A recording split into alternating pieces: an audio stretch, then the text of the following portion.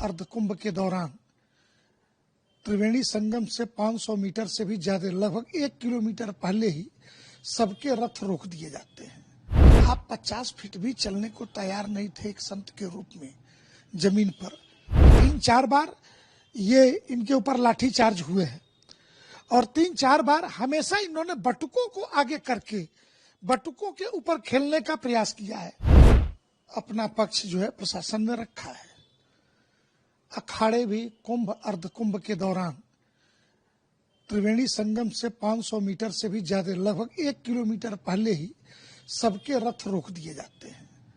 आप 50 फीट भी चलने को तैयार नहीं थे एक संत के रूप में जमीन पर, रथ समेत नहाना चाहते थे, तो ये तो कम से कम तीर्थराज प्रयाग जी को ये स्वीकार्य नहीं था।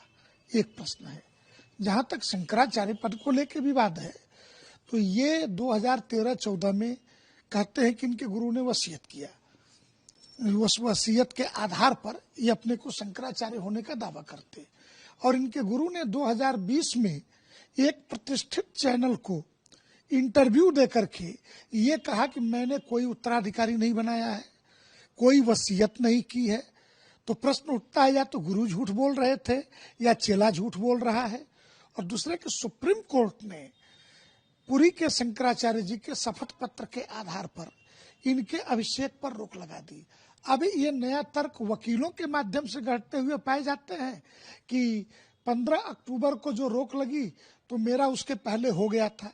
अरे, आपके मठ से आमंत्रण पत्र से लेकर के आपके मीडिया प्रभारियों के द्वारा सारी चीजें कि 17 अक्टूबर को होगा, इसी को आधार मान के 15 अक्टूबर को ये सारा प्रतिबंध सुप्रीम कोर्ट ने अस्थायी प्रतिबंध लगाया। जीवन में नहीं हो सकता, क्योंकि हाई कोर्ट का डिसीजन क्या है?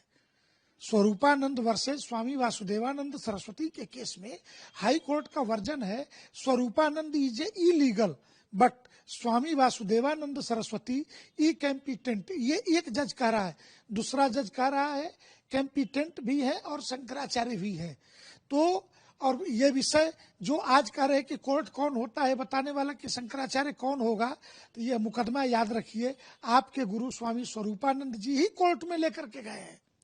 ये मुकदमा 1953 में पूज्यपाद इस ज्योतिष पीठोद्धारक स्वामी ब्रह्मानंद सरस्वती के ब्रह्मलीन होने के बाद से ये मुकदमा कोर्ट में लेकर के जाने वाले जबलपुर सिविल कोर्ट से फिर ये प्रयागराज सिविल कोर्ट को ट्रांसफर हुआ।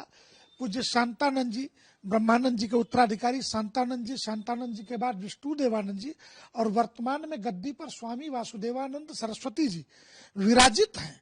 और सुप्रीम कोर्ट से में ये केस पेंडिंग है और सुप्रीम कोर्ट के द्वारा आपके अभिषेक पर पूर्णतया प्रतिबंध है।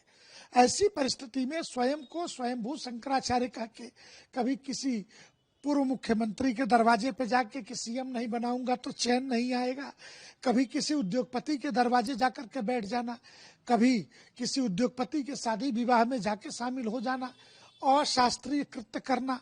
और जितनी बार भी मेरी जानकारी में 3-4 बार ये इनके ऊपर लाठी चार्ज हुए हैं और 3-4 बार हमेशा इन्होंने बटुकों को आगे करके बटुकों के ऊपर खेलने का प्रयास किया है।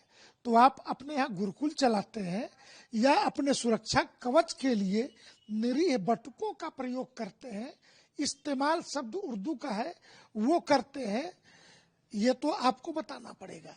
और जहां तक प्रश्न है कोर्ट का, तो सुप्रीम कोर्ट से आप पर प्रतिबंध है, आप शंकराचार्य नहीं है।